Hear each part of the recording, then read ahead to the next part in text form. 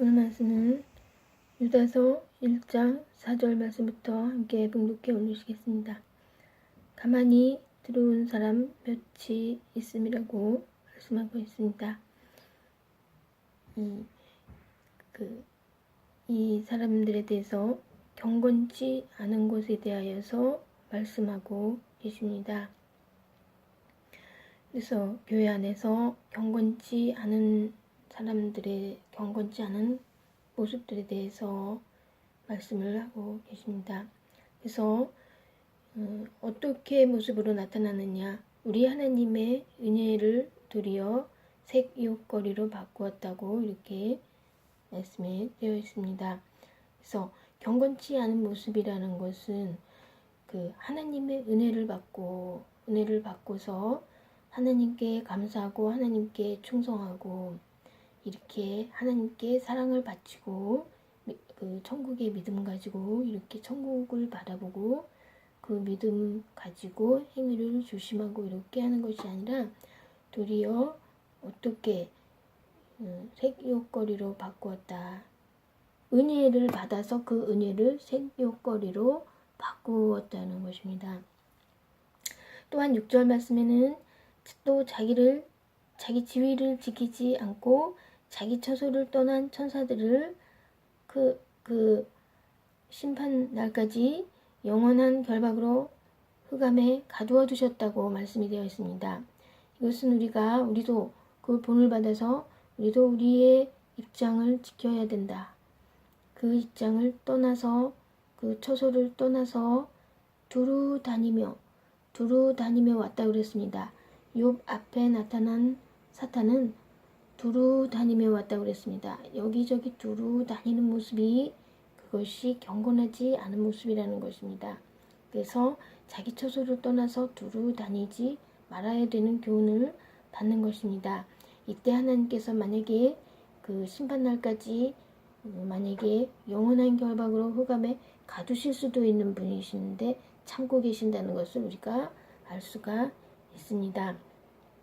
또 예를 들어서 7절 말씀에 소돔 고모라 그 이웃 도시들도 간음하고 이것은 다른 색을 따라갔다고 하는 것입니다. 그래서 뭐냐면은 알 수 있죠. 그래서 영원한 불의 형벌을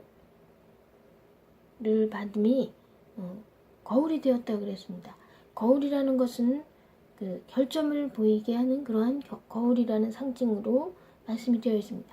우리도 거울이 되어서는 안 되는 것입니다. 우리의 결점을 보이는 다른 사람이 나의 결점을 보고 본을 그런 사람이 되지 않도록 우리가 거울이 되지 말아야지 되는 것이죠. 그래서 8절 말씀에는 자기 육체를 더럽히며 또 권위를 업신여기며 하나님의 권위를 업신여겨가지고 자기 몸을 더럽히는 것도 하나님의 권위를 업신여긴다는 것입니다. 그래서 이성 없는 짐승같이 행하는 것이다. 자기 육체를 더럽힌다는 것은 그런 이성 없는 짐승같이 행하는 것이라는 것이죠. 그래서 하나님의 권위를 업신여기는 행동이라는 것. 10절 말씀에 알지 못하는 것을 회방하는 것. 그리고 자기 본능으로 아는 그것으로 자기가 멸망이 된다는 것을 말씀해 주시고 있어요. 그러면서도 또 아무 기탄이 없이 그 형제들과 같이 먹는다. 그래서 애찬의 암초는 누구도 될 수 있느냐? 목자도 될 수 있다고 말씀이 나와 있어요. 목자가 어떻게 애찬의 암초입니까? 분명히 교회에서 식물을 베푸시고 계시는 분은 바로 누굽니까? 목사님이시죠? 그런데 자기 몸만 기르는 목자라고 이렇게 애찬의 암초라고 자기가 베풀었는데 배선을 하죠. 성도님들에게. 근데 이렇게 12절 말씀에 이런 경우 이렇게 되어 있어서요.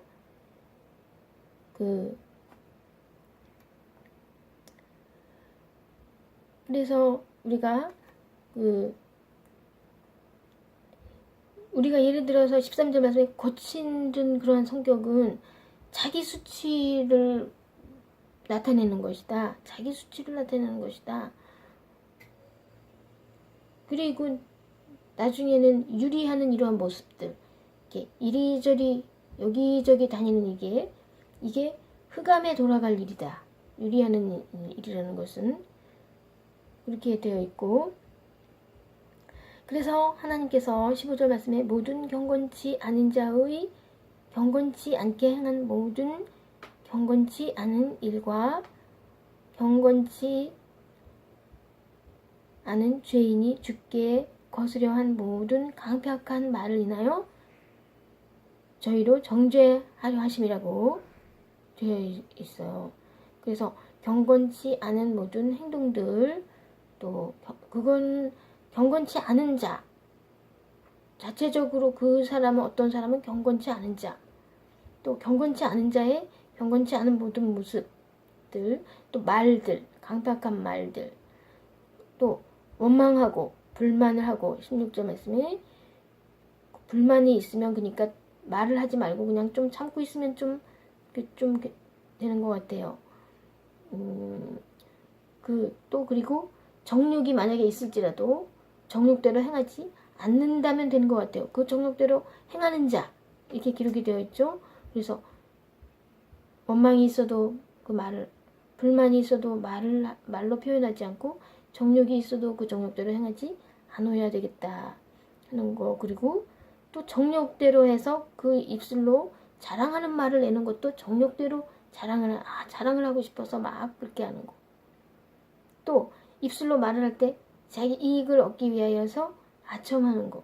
이게 다 정욕대로 하는 일이라는 것이죠. 그래서 자기의 경건치 않은 정욕대로 행하며 기롱하는 자들, 이렇게 조롱하고 기만하고 이런 거, 그러한 사람들은 또 어떤 행동하느냐?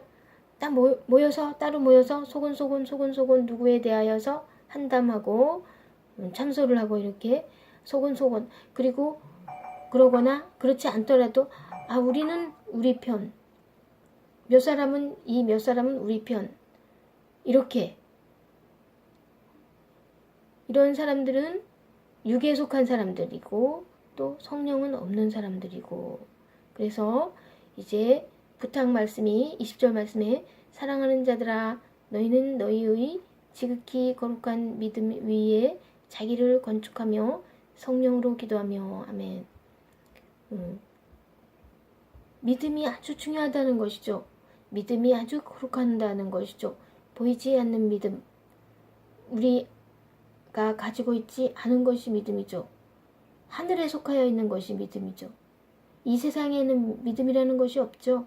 하나님을 바라보는 그 믿음이야말로 너무나도 거룩한 것이다. 믿음 위에 자기를 건축하고 믿음을 가지고 구원을 우리가 받는 것이죠. 하나님 안에 있는 구원을 바라보는 그 믿음을 보시고 하나님께서 구원을 해주시기 때문에요. 그래서 그 믿음 가지고 자기를 구원을 받을 사람이 되도록 자기를 점점 자라나게 건축을 해달라, 이 말씀이죠.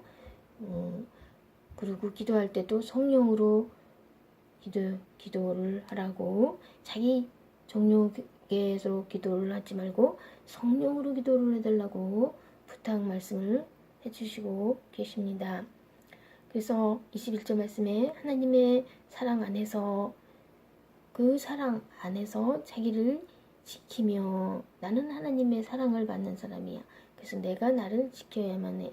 영생에 이르도록 주의 긍휼을 기다리라고 부탁 말씀을 하고 계십니다. 그래서 이제 여기까지 자기 자신에 대하여서 경건성을 지키라는 것, 그리고 이제 주위를 돌아봐야 되죠. 형제 사랑을 위하여서. 그래서 형제 중에는 또 좋은 형제들이 있으면 잘 사랑하기가 쉽죠. 이제 하나님을 사랑하는 마음으로 형제 안에서, 주님 안에서 사랑하는 사랑이 아주 쉬워요.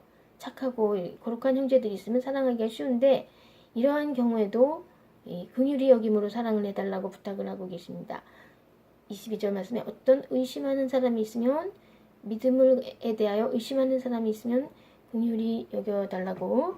또 어떤 사람이 있으면 그 만약에 불에라도 들어갈 것 같으면 그거를 불에서 끌어내어서라도 구원을 해주는데 그렇게 하라고 부탁을 하시면서, 어떤 사람에 대하여서는 만약에 그 육체로 더럽힌 옷이라도 싫어하여